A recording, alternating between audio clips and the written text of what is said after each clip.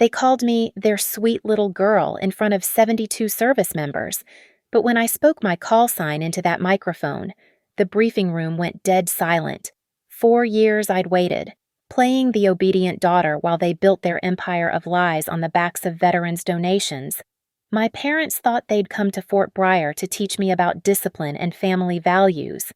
They had no idea they were walking into an ambush I'd been planning since the day I hung up my flight helmet and learned what real humiliation tastes like. My name is Elena Hart, and I've perfected the art of disappearing in plain sight. The invitation slid across our mahogany dining table with the precision of a tactical strike. Sunday dinner at the Hart household pot roast bleeding pink in the center, green beans wilted to submission, and my father's weekly performance of patriarchal wisdom. Gregory Hart, internet preacher extraordinaire, co-founder of American Hearth and Honor Foundation, pushed the cream-colored cardstock toward me with 2 fingers, like he was serving a warrant. Family values briefing, next Thursday at Fort Bryer, he announced, cutting into his meat. I'm the keynote speaker. You'll attend, of course. Time you learned real discipline again. I kept my hands folded in my lap. Shoulders curved inward, the posture of the daughter they'd trained me to be. The cardigan I wore was deliberately dowdy, pearl buttons done up to the throat. Every Sunday for 4 years. I'd sat at this table in costume, counting down. Of course, Dad, I murmured, voice barely disturbing the air between us. Mother Lorraine to her social media followers. Architect of our family's public image dabbed her lips with her napkin. We've arranged for you to sit in the front row. The garrison commander was quite accommodating when Gregory mentioned you used to. Play around with helicopters. Play around. I pushed a green bean across my plate, maintaining the blank expression I'd mastered. In my home office, 15 minutes away, a locked drawer held documents that would make their accommodating commander choke on his morning coffee. Classified missions finally declassified. A commendation signed by a general whose name even they would recognize. Personnel files detailing 11 souls pulled from what we called the Valley of Shadows. And a USB drive containing 18 months of recorded phone calls where Lorraine Hart directed her accountant to slice veteran benefit funds into administrative costs, her administrative costs. Specifically, that beach resort client meeting that coincided with a live-streamed veteran supply drive. It'll be good for you, Gregory continued, sawing through gristle. 72 service members confirmed attendance. They need to see what proper family structure looks like, how it builds character, how a father's authority shapes a daughter's future. I finished for him, the line as familiar as a prayer. I know, Dad. He smiled then, that broadcast-ready expression that had earned him 2 million followers and a steady stream of speaking fees. That's my good girl. Wear something appropriate, not those mannish pantsuits you favor for that little medical transport business of yours. Little business. Aurora Aeromed had 3 government contracts they'd never know about, supporting operations that didn't exist in places that weren't on maps. But I nodded, reached for my water glass with a hand that showed just the right amount of feminine delicacy. The blue dress, Mother suggested. The one from Easter. Conservative but approachable. We want you to look like someone's daughter, not someone trying to prove something. The irony was thick enough to choke on. I'd proven everything I needed to prove 8,000 feet above sea level with hydraulics failing and 11 lives depending on muscle memory and an instinct for survival they couldn't begin to comprehend. But that woman Night Heron 3-1 didn't exist at this table. Here. I was just Ellie, the disappointment who'd wasted her potential playing soldier, who'd never given them grandchildren or a son-in-law to parade at fundraisers. The blue dress, I agreed, and watched my father's jaw relax, satisfied that his authority remained unchallenged. Lorraine launched into logistics arrival time, photo opportunities, the meet and greet with base leadership.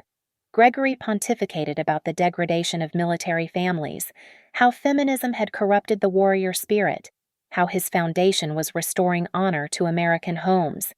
I made appropriate sounds of agreement while internally reviewing the financial records Ava had helped me decrypt. $68,000. That's what they'd skimmed last quarter alone, while Gold Star families waited for promised assistance that never came. Oh, Mother added, sliding her phone across to show me the event posting. Patricia Collins from Public Affairs will be documenting everything. Live stream for our donors. You'll need to say a few words about growing up in a disciplined household. Perfect. Patricia Collins, who'd tried 3 times to get me on record about Gray Orchard, who'd been fishing for stories about female pilots in combat zones. She'd have her story now, just not the one she expected. I'll prepare something special, I promised, and for the first time that evening, my smile was genuine. The alarm never wakes me anymore. My body knows 5:30 a.m. like a prayer, muscle memory from 4 years of pre-flight checks that started before dawn. These days, I iron uniforms for the base reception desk, not mine, but for Corporal Davies, who can't manage a proper crease and doesn't ask questions about why a civilian contractor knows her way around military dress standards. It's the perfect cover. Nobody looks twice at someone doing mundane favors. I stood in my kitchen, steam rising from the iron, pressing sharp lines into polyester while Ava Morgan's voice crackled through my earpiece. Gray Orchard just cleared classification review, she said, her words cutting through the hiss of steam. Full operational details. Elena. Everything. My hand stayed steady on the iron, but my pulse kicked up. 4 years we'd waited for this specific file. 4 years of freedom of information requests, of Ava working her network of intelligence contacts, of patient bureaucratic archaeology. Send it encrypted, I said, flipping the uniform to press the back pleat. Already in your secure folder. Elena. Hi, Ava paused, and I could picture her in her home office, prosthetic leg propped on her desk, surrounded by monitors displaying code that could crack Pentagon firewalls if she was feeling ambitious. Your extraction numbers were actually higher than reported. 13 souls, not 11. 2 contractors weren't listed in the initial brief. 13. I set down the iron, walked to my laptop. The file opened like a ghost rising from paper. Operation Gray Orchard, Classified Action Report, Night Heron 3-1 commanding. The language was military sterile, but I could taste sand in my mouth reading it. Primary hydraulics failure at 2,000 feet. Tail rotor damage from small arms fire. 17 confirmed impact points on the fuselage, the kind of damage that should have put us in the ground. Visibility 0.2 miles. Sandstorm Category 3. Pilot elected to proceed with extraction despite equipment failure. Pilot. Like I was just another anonymous uniform. But there it was. Buried in paragraph 12. Captain E. Hart demonstrated exceptional tactical decision-making under catastrophic conditions. My phone buzzed. Lieutenant Dana Ruiz. Her message carefully vague. PAO setting up full production for Thursday. Open mics throughout. Thought you should know. Open microphones.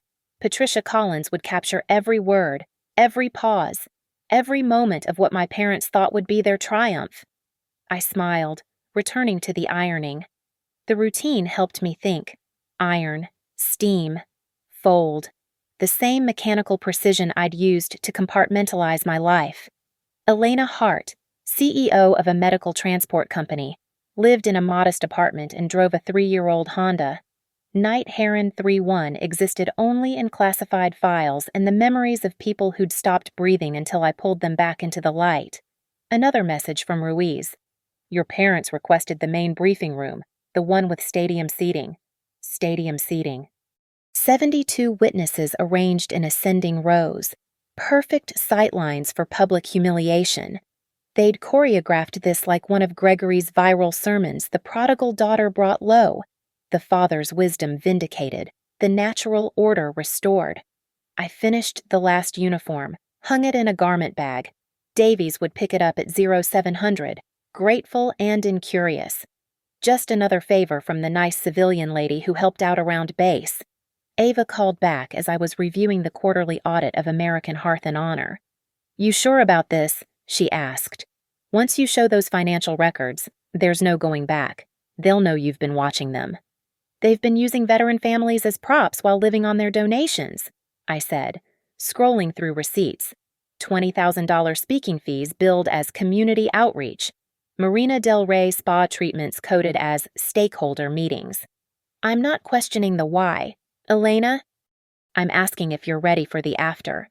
I thought about Sunday dinners, about Mother's careful campaigns to find me a suitable husband, about Father's sermons on female submission delivered to millions while his daughter flew combat missions he'd never acknowledge. 4 years of swallowing pride, of strategic invisibility, of being their obedient disappointment. Mason Hale will be there, I said, instead of answering directly. Master Sergeant Mason Hale, whose wife still sent me Christmas cards with photos of kids who existed because I'd flown through a sandstorm with no visibility and a ship that wanted to fall out of the sky. He tried to nominate me for a Distinguished Flying Cross. Brass buried it because the mission didn't officially exist.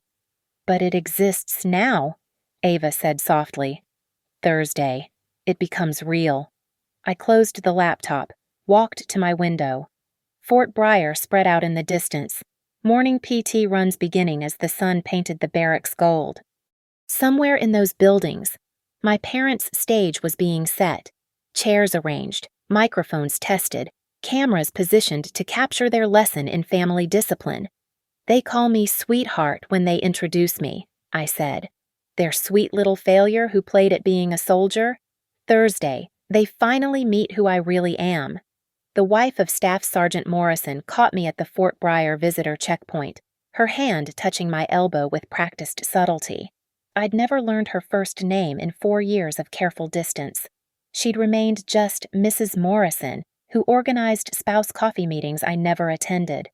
Elena, she whispered, eyes darting toward the security booth where my parents were getting their VIP badges.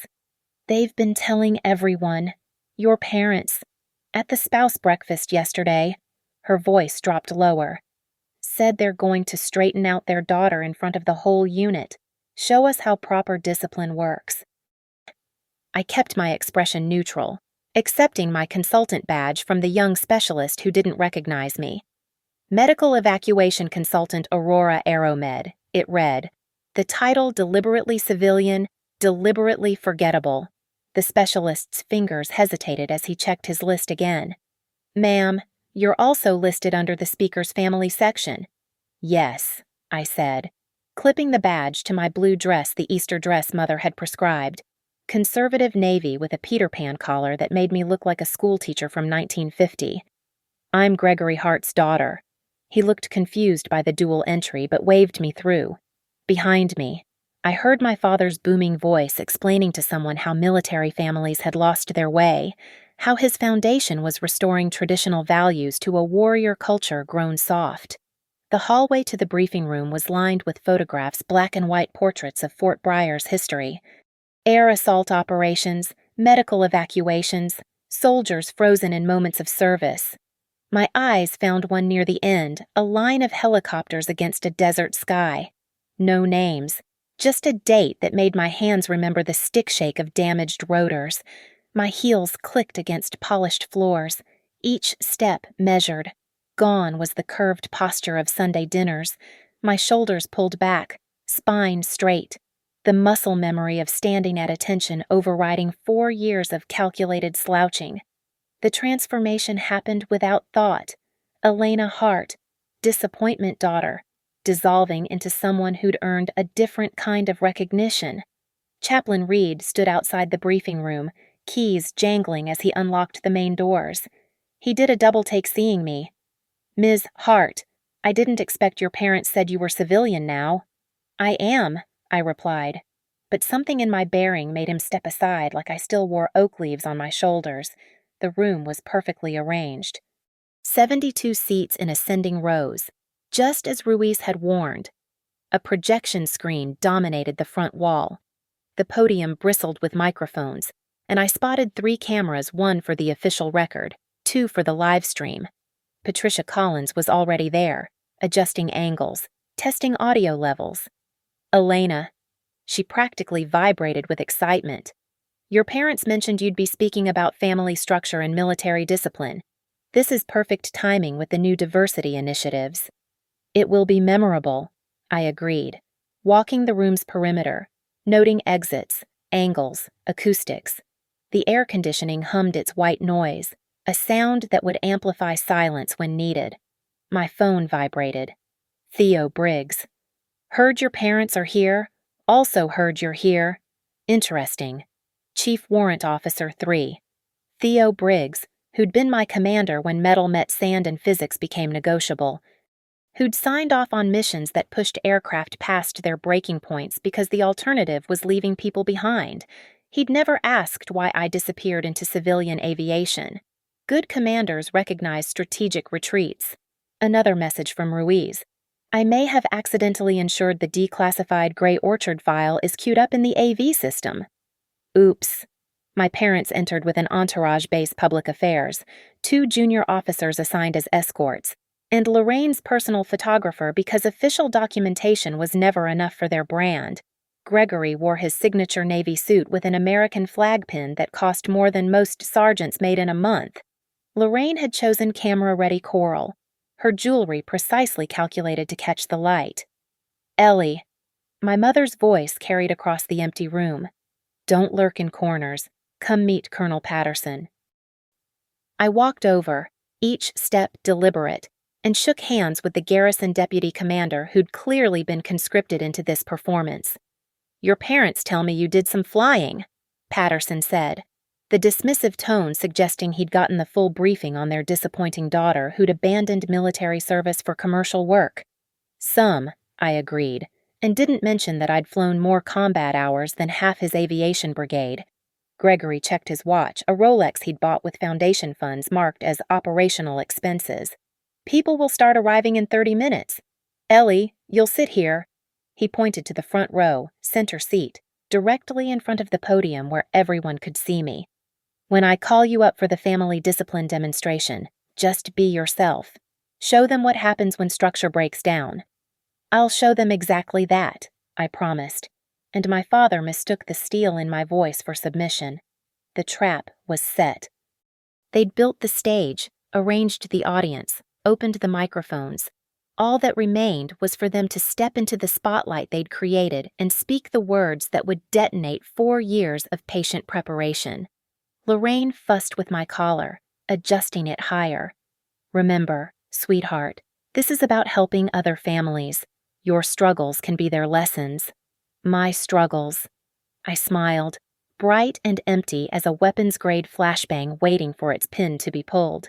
The briefing room filled with practiced military precision, 72 service members filing into rows, uniform alignment as sharp as their collective skepticism about mandatory family values training. I sat in my designated spot, front row center, the blue dress a beacon of civilian softness among camouflage patterns. Every eye that found me carried the same question whose the daughter Gregory took the podium with evangelical confidence, hands spreading wide as if embracing his congregation. The cameras rolled, red lights blinking like warning signals nobody else seemed to notice. Discipline, he began, his voice crafted for maximum resonance, begins in the home. What you practice at your dinner table determines what you perform on the battlefield. Several sergeants in the third row exchanged glances. These were people who'd earned their discipline in places where Gregory's dinner table wisdom would evaporate like morning dew in Iraqi heat. I stand before you not just as a speaker, but as a father. He paused for effect, the way he did when his sermons hit 2 million views. A father who understands that sometimes our children need to be reminded of their place in the natural order. My spine remained perfectly straight, hands folded in my lap. The specialist running the projection screen fidgeted with his laptop, Gray Orchard file sitting unopened in his desktop folder. My own daughter, Gregory gestured toward me, and I felt 72 sets of eyes pivot, sits before you as an example. Ellie, sweetheart, stand up. I rose slowly, turned to face the room. The dress hung like a costume on someone who'd forgotten their lines. She tried to play soldier, Gregory continued, his chuckle inviting the audience to share his amusement. Even flew helicopters, the little tour helicopters, you understand. Sightseeing flights, but without proper foundation. Without the discipline that comes from respecting paternal authority, she couldn't handle real service. A muscle twitched in Master Sergeant Hale's jaw. He sat 5 rows back, medical discharge papers 2 years old, left leg reconstructed with enough metal to set off airport scanners. He knew what tour helicopters couldn't do. Lorraine stood next, joining the performance with rehearsed spontaneity. She produced a leather photo album, moving to the projection screen where Patricia Collins adjusted her camera angle for optimal humiliation. "This was Ellie at 7, she announced, displaying a photo of me in a princess dress, crying at a birthday party. Scared of the dark, scared of loud noises. We tried to prepare her for strength, but—" She shrugged, the gesture saying everything about feminine weakness and failed potential. Laughter rippled through the room, uncomfortable, obligatory, the kind that comes when authority figures demand amusement. I remained standing, my expression as blank as an unloaded weapon. Even now, Gregory resumed control. "She runs a little medical transport company. Careful flights, safe routes, nothing like what you warriors do." He leaned into the microphone. "Tell them. Ellie, do you even have a call sign? These real pilots must have called you something when you were playing dress-up in their aircraft." The room went still. The question hung in recycled air, waiting for an answer that would confirm everything Gregory had been preaching about proper places and natural orders. I stepped forward, my movement cutting through their choreography. The microphone waited, and I could feel Ruiz's finger hovering over her phone, Mason Hale shifting forward in his seat, Theo Briggs standing near the back door with crossed arms. "Yes," I said, my voice carrying without the microphone. "I have a call sign." Gregory's smile widened, smelling blood in the water. "Well, share it with these real warriors, sweetheart. What did they call you when you were pretending to be one of them?" The air conditioning cycled off, leaving only heartbeats and held breath. Patricia Collins zoomed her camera, catching what she thought would be tears or stammering confession. I took the microphone from my father's hand, not grabbed, not seized. Just took it with the kind of authority that doesn't ask permission. Knight Heron 3-1. The words fell like ordnance into silence. 2 seconds. 3. Then a chair scraped as someone in the back stood up Chief Briggs, his weathered face processing recognition that arrived like delayed thunder after lightning. "That's not possible," Gregory started, reaching for the microphone. "Ellie, this isn't the time for Knight Heron 3-1, I repeated, louder this time. "Pilot in command, Operation Gray Orchard. 13 souls extracted under Category 3 sandstorm conditions with primary hydraulic failure and 17 points of fuselage impact. The specialist at the projection booth didn't wait for authorization. The screen bloomed with declassified truth tale numbers, mission parameters. My name redacted but my call sign clear as dawn. Lorraine's photo album slipped from her fingers, princess pictures scattering across the floor. The sound of paper hitting tile was louder than it had any right to be. "Sandstorm extraction protocols indicate mission abort at visibility below 1 mile, I continued, reading from memory what the screen now displayed. "Visibility logged at 0.2. Aircraft damage assessment recommended immediate landing. 13 personnel were beyond the forward line of enemy troops. Command recommendation was to wait for conditions to clear." I looked directly at my father, whose face had begun its transition from confusion to something rawer. "I didn't wait." The silence shattered like glass when Mason Hale stood up, his reconstructed leg taking weight with mechanical precision. 6 feet 3 inches of Special Operations veteran rising from row 5, and every head turned to track his movement. "I was number 11, he said, voice carrying the gravel of sand-scarred lungs. Unconscious, bleeding out, 40 meters from the extraction point when hydraulics failed. She flew that bird on pure muscle and manual reversion, no power assist, through brown-out conditions that would have grounded anyone else." He stepped into the aisle, favoring his left side slightly. "Your daughter didn't just fly helicopters.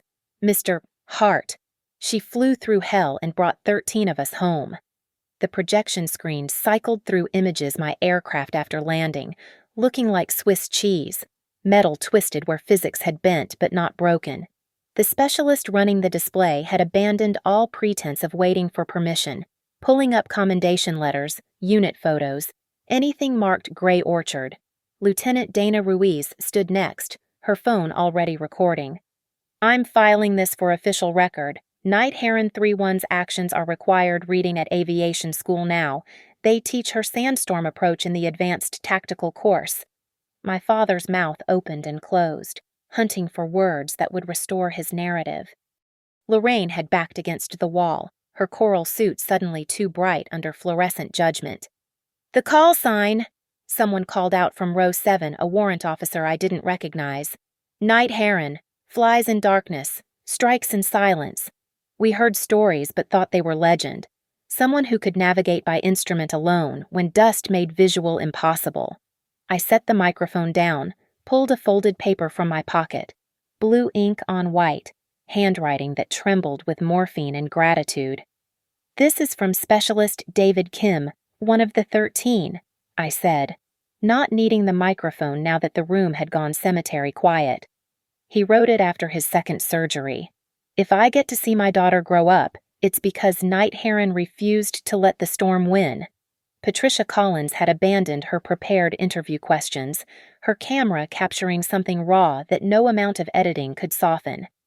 The live stream comment count climbed frantically. Donors, followers, Gregory's congregation watching their shepherd stripped of wool. "You're lying," Gregory finally managed, but his voice cracked like a teenager's. "This is some elaborate Ellie couldn't." "Couldn't what?" Theo Briggs moved from the back, his chief warrant officer insignia catching light as he walked. "Couldn't fly 18 hours straight with stimulants and determination. Couldn't hold a hover in zero visibility while a PJ winched up casualties. Couldn't make command decisions that seasoned colonels wouldn't touch." He stopped 3 feet from my father, close enough that Gregory had to tilt his head back to maintain eye contact. "Your daughter has 16 air medals. Mr. Hart. Distinguished Flying Cross recommendation that got buried in bureaucracy. A Purple Heart she refused because she said the aircraft took the wounds. Not her. And you," Briggs's voice dropped to something dangerous, "you stand in my briefing room, in front of my people, and call her a tourist." 2 female sergeants in row 8 stood simultaneously, one pulling out her phone to display a recording. "We've been documenting women's contributions to combat aviation," the taller one said. "Collecting stories they tried to bury. Knight Heron 3-1 is Chapter 4.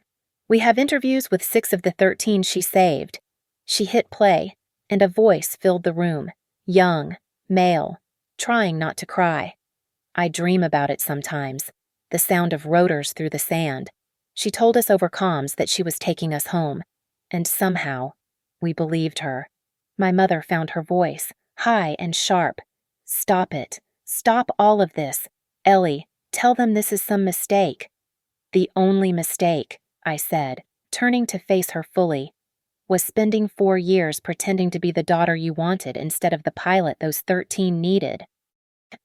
The projector cycled to a new image, the interior of my aircraft after Gray Orchard. Blood on the seats, impact holes letting in light like stars. The collective stick wrapped in 100-mile-an-hour tape where my grip had split the rubber. "That's not tour helicopter damage," someone whispered. Mason Hale pulled something from his pocket, his bronze star with valor. He walked to the front, placed it on the podium in front of my father. "I earned this because your daughter got me to the medics in time to save the intel I was carrying. Classified until last week, but now it's history. Real history. Not whatever story you're selling." One by one, others stood, not applauding. This wasn't that kind of moment. They stood in witness, in recognition of something my parents had tried to diminish into nothing. Gregory Hart, who'd commanded audiences of millions, stood frozen before 72 service members who finally saw his daughter clearly. The natural order he'd preached had inverted, and the discipline he'd championed belonged to someone he'd never bothered to know. Theo Briggs wasn't finished. He pulled up his sleeve, revealing a surgical scar that ran from elbow to wrist, pink and raised against weathered skin. "Shrapnel from an RPG that hit us 2 minutes before extraction," he said, eyes never leaving my father's face. "Your daughter flew that damaged aircraft with manual controls. Only you understand what that means. Every movement fighting against dead weight. No hydraulic assist, like driving a semi-truck without power steering through a hurricane." He turned to address the room. "She held a tactical approach hover for 7 minutes while we loaded casualties. 7 minutes of pure physical strength, keeping 30,000 pounds of damaged aircraft steady in brownout conditions. I've seen grown men cry trying to do that for 30 seconds in a simulator." 2 more female pilots stood, both captains I recognized from the aviation brigade. "We keep recordings," the first one said, producing a tablet. "Audio from that day. Command frequency." She tapped the screen, and static-filled voices emerged. "Night Heron 3-1, abort approach, visibility, 0, negative control, 13 souls on ground, continuing approach. 3-1, you're flying blind. I'm flying by math and memory, stand by." My voice, younger but unmistakable, cutting through radio crackle with the kind of certainty that comes from accepting you might not survive but refusing to leave people behind. Gregory's legs seemed to fail him. He groped for the podium edge, his prepared sermon notes scattering. Lorraine pressed against the wall like she could disappear into it, her photographer having long since lowered his camera. "There's more," Mason Hale said, pulling out his phone. "Security footage from the field hospital. 12 hours after she landed that broken bird, she was back in the air for another medevac. No sleep, stimulants wearing off, hands shaking from muscle exhaustion. Still flew." The projection screen showed flight logs mission after mission, dates that meant nothing to civilians but everything to those who'd been there. Operation names still partially classified, locations reduced to grid coordinates. But the flight hours spoke their own language. Dawn launches, midnight extractions, the kind of schedule that burned through pilots like aviation fuel. A young specialist in the front row raised her hand tentatively. "Ma'am, why didn't you ever? Everyone knows the male pilots from Gray Orchard got commendations. Why didn't you fight for recognition?" I looked at her, really looked 19, maybe 20, wearing aviation wings still shiny with newness.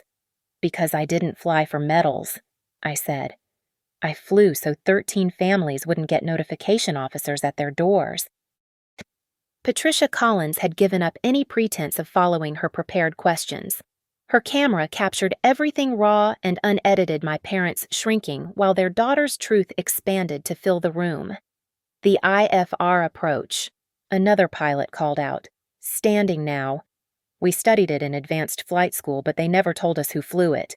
Manual instrument approach through a sandstorm with battle damage, it's technically impossible." "Impossible with functioning hydraulics," Theo Briggs corrected. "She did it manual reversion. Pure mechanical linkage, no assist, like threading a needle while running a marathon."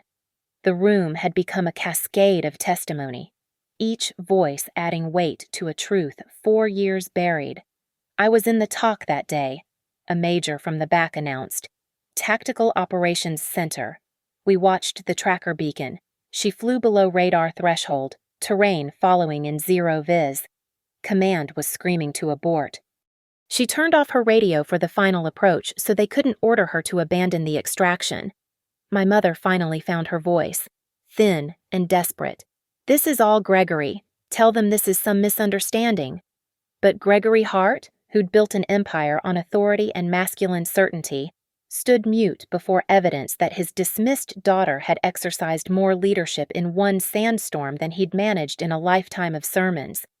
"Show them the letter," Ruiz urged the specialist at the projector, "the one from General Matthews." The screen filled with official letterhead, sentences that even Gregory would recognize as significant. "Captain Hart's actions represent the finest traditions of Army aviation. Extraordinary heroism. Complete disregard for personal safety. Recommend immediate consideration for Distinguished Flying Cross. Denied." Theo Briggs said flatly. Pentagon didn't want to acknowledge how bad things got that day.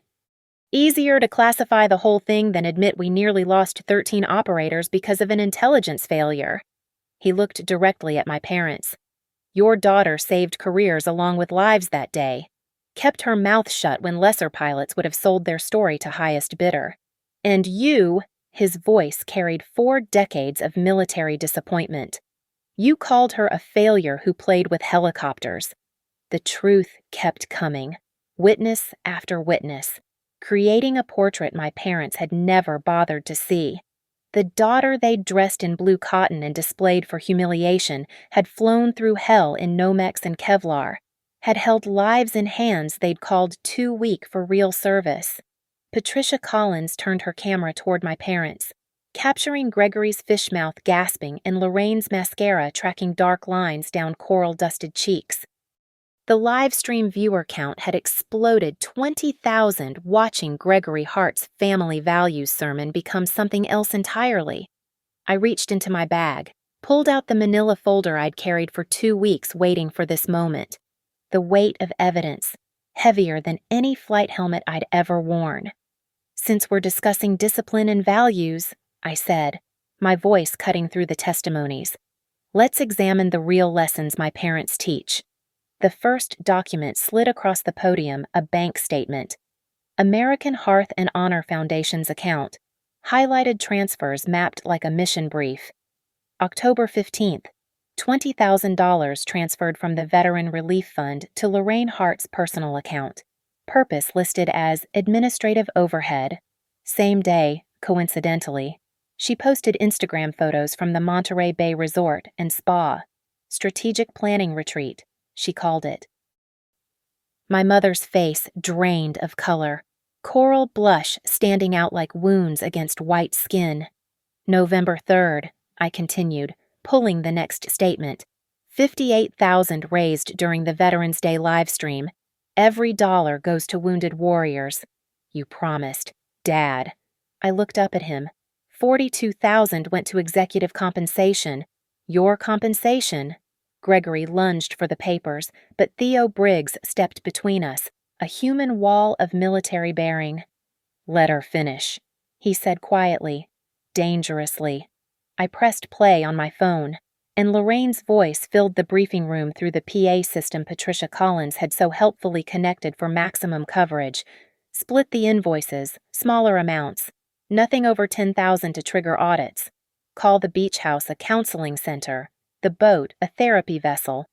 They'll never check these donors just want to feel good about supporting troops. The recording quality was pristine. Ava's surveillance equipment worth every penny. My mother's instructions to their accountant continued, each word a nail in their reputation's coffin.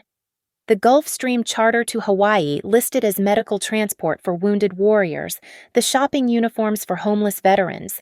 That jewelry from Tiffany commemorative pins for Gold Star families.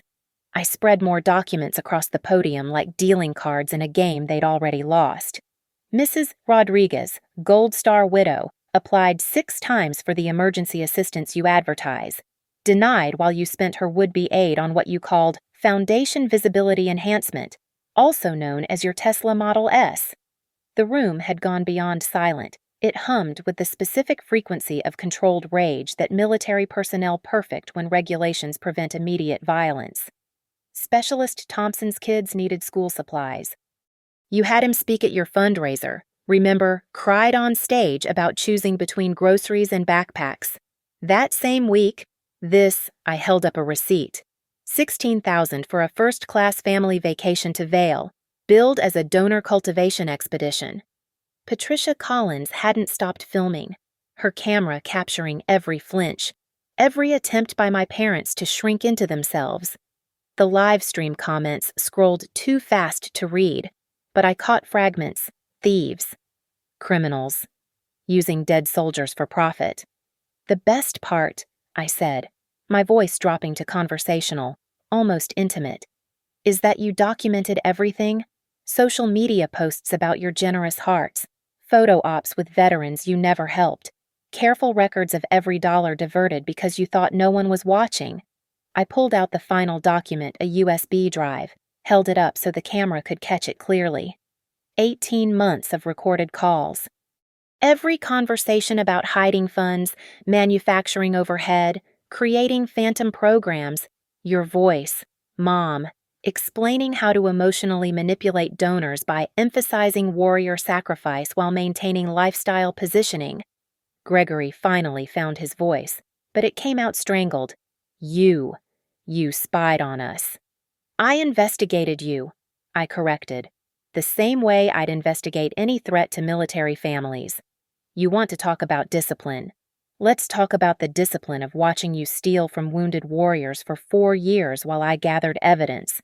The discipline of sitting at your table, playing the failure, while you monetized other people's sacrifice. Mason Hale stepped forward, his bronze star still on the podium. I donated to your foundation 3 times. Thought I was helping brothers who had it worse than me. So did I, another voice called out. Then another. The room filled with admissions 20, 30 service members who'd given what they could spare to what they'd thought was a legitimate charity. 2.3 million, I announced, the total hanging in the air like an accusation. That's what you've diverted in 4 years, enough to house 30 homeless veterans, provide a year of counseling for 100 families, or cover medical equipment for every military kid with special needs in 3 states. I looked at my father, this man who'd preached authority and values to millions. Instead, it bought you a mansion, a boat, cars, and a platform to lecture the people you robbed about moral superiority. Lorraine broke, sobbing not pretty tears but ugly, reputation-destroying wails that Patricia Collins captured in high definition. Gregory stood frozen, his empire of moral authority collapsing in real time before an audience he'd assembled himself. You wanted to teach lessons about family values, I said, gathering the evidence back into neat piles. Congratulations. Everyone's learning exactly what the Hart family values. The live stream viewer count had passed 50,000. By tomorrow, it would be in the millions, shared across every platform where veterans gathered to protect their own from predators wrapped in false patriotism. I picked up the microphone one last time, walked to where my mother sat collapsed in her chair, and held it toward her trembling hands. Read it, I said, pointing to the expense report on top of the pile. Out loud, tell everyone what you bought with Mrs. Thompson's donation, the one she made by selling her dead husband's motorcycle. Lorraine's hands shook as she took the paper, mascara-streaked eyes unable to focus on the words she'd written. I can't. You can. You wrote it. November 28th. Read it. Her voice cracked, barely a whisper that the microphone strained to catch. Catering. For donor gala. 17,000. Flowers. 3,000. Balloons and backdrop. 5,000. Louder, I said. They need to hear. Photographer. 4,000. Valet service. 2,000. Each word fell like a stone into water, ripples of disgust spreading through the room. Spa day for event preparation. 6,000. Total, I asked. $37,000. And how much went to actual veterans from that gala? She couldn't answer. The silence was answer enough. I turned to my father, held out the microphone. Your turn. Tell them about discipline, about family values. But this time, I gestured to the 72 witnesses. Look at them, these people you called your audience. Look at them while you speak. Gregory Hart, who'd commanded stages from megachurches to convention centers, couldn't lift his eyes from the floor. His mouth opened, closed, opened again. No words came. The natural order he'd preached had inverted completely the daughter he'd summoned for humiliation, now standing over him with evidence of his crimes. Master Sergeant Hale stood, walked to the podium with his distinctive uneven gait. He picked up his bronze star, looked at it for a long moment, then set it back down. I'm not taking this back, he said to my parents. It stays here, on this podium where you tried to humiliate your daughter. A reminder that real valor looks nothing like what you've been selling. One by one, others followed. Ribbons, unit coins, patches, small pieces of genuine service placed on the podium until it became an altar of authentic honor surrounding my parents' fraudulent empire. The metallic clicks echoed like a verdict. Lieutenant Ruiz stepped forward. "Ma'am," she said to me, "permission to share something." I nodded. "I've been keeping a file." Every female aviator who's been written out of reports, whose call signs got forgotten, whose heroics got attributed to male pilots or just classified away. Night Heron 3-1 is legend among us. We tell your story to every new female pilot who thinks she doesn't belong. She pulled off her aviation wings, placed them on the pile. These stay here too, so everyone remembers what real service looks like. The pyramid of military honors grew, each piece a judgment against my parents' theft of valor by proxy. Patricia Collins kept filming, knowing she was capturing something that would define careers, end others, and maybe save a few veterans from future predators. I looked at my parents one last time. Gregory still mute. Lorraine dissolved in tears that wouldn't wash away their sins. "You asked me to learn about discipline," I said. "I learned it at 15,000 feet with an engine on fire. I learned it holding a hover while better pilots than you'll ever meet bled in my cargo bay. I learned it keeping silent for 4 years while you stole from the people I'd have died to protect." I set down the microphone, walked through the rows of standing witnesses. At the door, I turned back. "You wanted to teach everyone about family values. Congratulations, mission accomplished. Everyone here learned exactly what the Hart family values. And after today's live stream, so will everyone else." Chief Warrant Officer Theo Briggs raised his voice. "Room, attention." 72 service members snapped to attention. Not for my parents, not for rank, but for something harder to define. A recognition. A bearing witness. A judgment rendered in military precision. I walked out of that briefing room, leaving my parents surrounded by the medals and ribbons of people they'd pretended to support while robbing them blind. The last sound I heard was Patricia Collins asking them, on camera, if they had any comment for the 50,000 viewers watching live. They didn't. 4 years of patient waiting, of careful documentation, of swallowing their condescension with Sunday pot roast. 4 years of being their disappointment while building an airtight case that would destroy their grift forever. They'd wanted to give me a public lesson in humiliation. They learned what it really tasted like instead. As I reached the parking lot, my phone buzzed Ava sending a link. The live stream had been shared 16,000 times in 10 minutes. Stolen valor was already trending. Someone had started a GoFundMe for the veterans my parents had defrauded, and it had raised $40,000 in the time it took me to walk to my car. I sat behind the wheel of my 3-year-old Honda, still wearing the blue dress they'd chosen for my humiliation, and finally allowed myself to smile. Night Heron 3-1 had completed her final mission. Target destroyed. All souls accounted for. The war was over. Thank you for listening to this story of justice served cold and calculated. I'd love to hear where you're listening from. Drop a comment below and let's connect. If this story of poetic revenge resonated with you, please subscribe to the channel and share your thoughts. What would you have done in Elena's position? Your stories and perspectives make this community special.